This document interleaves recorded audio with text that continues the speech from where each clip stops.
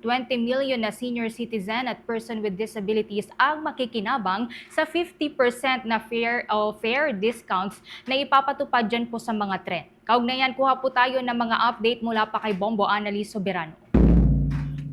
Nasa 20 milyong mga senior citizen at persons with disabilities ang makikinabang sa 50% fair discount sa MRT3, LRT1 at LRT2. Ito'y matapos ilunsad kaninang umaga ni Pangulong Ferdinand Bongbong Marcos Jr. ang pagpapalawak ng 50% fair discount program para sa mga train lines sa Metro Manila. Layo ng programang mapagaan ang gastusin ng mga commuter na may limitadong kita. Una nang ipinatupad ang programang ito para sa mga estudyante, ngunit pinalawak ito bilang bahagi ng social protection measures ng Marcos Jr. Administration.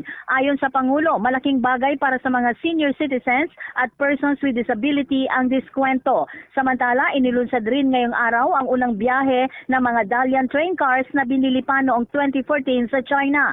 Ayon kay Pangulong Marcos, 10 taon na itong nakatenga at hindi agad napakinabangan. Sa ilalim ng kasulukuyang administrasyon, isinailalim sa pagsusuri at pagkungkupuni upang tuluyan itong magamit. 3 tren na may tig-3 bagon o kabuong 9 cars ang unang ipapasada habang tuloy-tuloy na tinitingnan ang iba pang Dalian cars upang magamit pa rin sa operasyon ng MRT3. Pakinggan natin ang pahayag ni Pangulong Ferdinand Marcos Jr.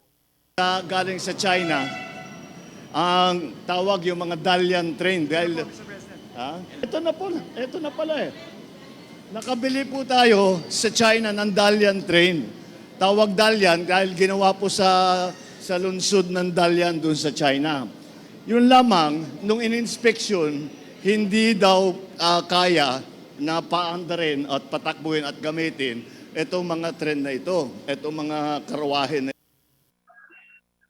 Samantala, kontento si Pangulong Marcos sa progreso ng construction ng Metro Manila Subway. Personal na nagsagawa ng inspection ang Pangulo kanina at kanyang nakita. Ayon sa Presidente, target na mapasinayaan ang unang phase ng Metro Manila Subway, ang Valenzuela Ortigas Station sa taong 2028. Sinabi naman ng Presidente na kapag nakumpleto ang buong linya ng subway mula Valenzuela hanggang sa Ninoy Aquino International Airport sa Parañaque, ang dating 2 oras na biyahe ay magiging 40 minutes na lamang. Pinuri naman ng Pangulo ang mga eksperto na mga Japanese engineers sa pangunguna sa construction at nakitang ang takbo ng operasyon ng tunnel boring machine na maayos at mabilis ang trabaho. Ipinunto ng Presidente, tama ang kanilang kinuhang partner, ang Japan, para sa construction ng subway.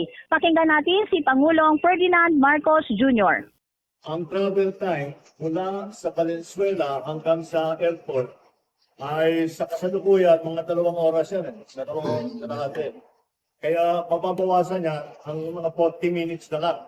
Kaya napakalaking bagay pag nahulog natin ito. Nakikita ko naman na doon sa tiniknan namin yung machine, yung na talagang humuhukay. At maayos naman ang patakbo, lalo na ng mga Japanese engineer. At ito si Ambassador ng Japan, at siya yung siyang namamahala para tiyakin na magandang trabaho. Si Pangulong Ferdinand Marcos Jr. Mula sa Malacanang, Bombo Annalise Montaño Soberano nag-uulat. And this is Bombo Radio Philippines, the #1 source of news and information. Basta Radio, Bombo!